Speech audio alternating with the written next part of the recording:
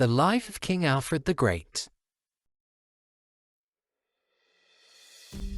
Hello, my name is Asa, and I'm a monk with a very important job, writing down the life of King Alfred so that he can be properly remembered. I was asked to do this by King Alfred himself, so I need to be very careful to get everything right. So, to make sure I have all the best information, I'm going to be interviewing important people from King Alfred's life to see what they have to say about him. First up, I managed to have a chat with King Alfred's mother. Here's what she thinks you need to know to understand him. Hello, my name is Osper, and I'm the mother of 5 lovely sons.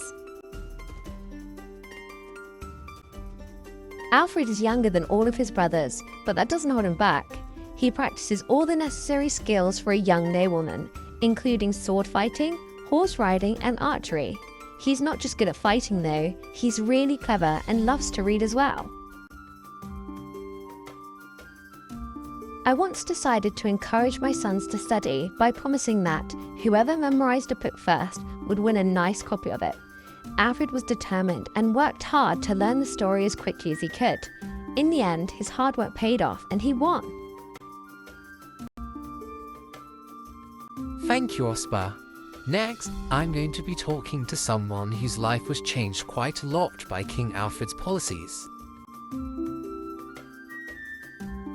Hello, I'm a soldier who fought alongside King Alfred to protect England from the Vikings.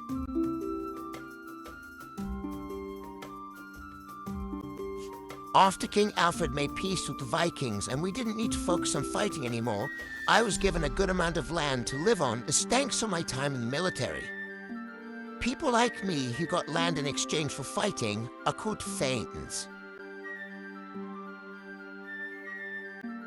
King Alfred didn't just help out people who fought beside him. His time as king involved lots of changes to the lives of everyday people.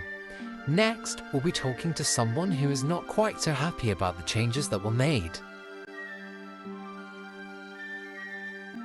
Hi, I'm a child of a thane born during the reign of King Alfred. Everyone says he's so great, but I don't think they know what it's like for us children. Because of King Alfred's love of education, I have to go to the school he started.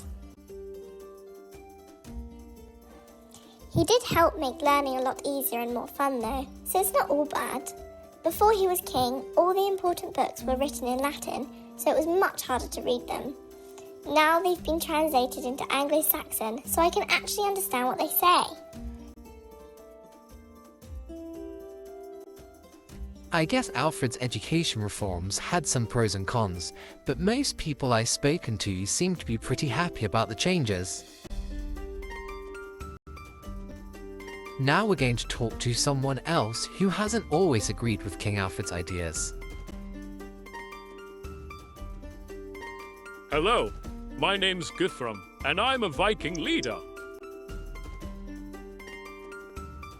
I fought against King Alfred at the Battle of Edington, where he managed to beat my strong Viking army. Afterwards, though, we had a proper conversation and came to an agreement. We decided that we could both share England, with Alfred ruling the southwest and me ruling the southeast. Even though some other Viking groups continued to attack England, the agreement that I made with Alfred meant that we could live in a much more peaceful time than the years before. Well, that's the last of the people I've got on my interview list. Thank you for joining. Hey! You didn't let them hear my side of the story. I won't let people go around talking about how great this guy is when he ruined my food with no respect for my hard work.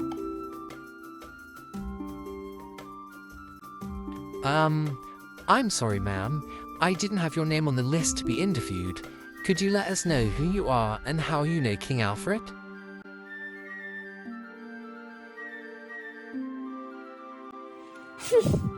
Fine. In his early days of being king, Alfred had to retreat from the Viking armies to gather his own forces down in Somerset. While he was in hiding, he came to my house and asked if he could stay for a night. Obviously, I said yes. I'm a nice person, and do you know how he repaid me?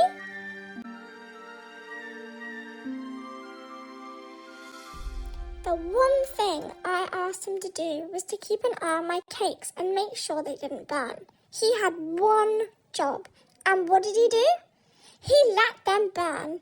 Is that the kind of thing a great king would do? I don't think so.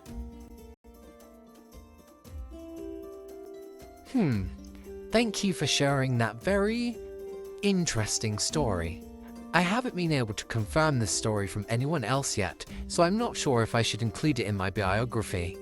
But it's good to have heard lots of different opinions, I guess. Thank you for joining me on my journey to learn about King Alfred the Great. I'm sure I still have lots to learn before I can write my book, but this was a great start, and I hope you enjoyed hearing about his life as much as I did.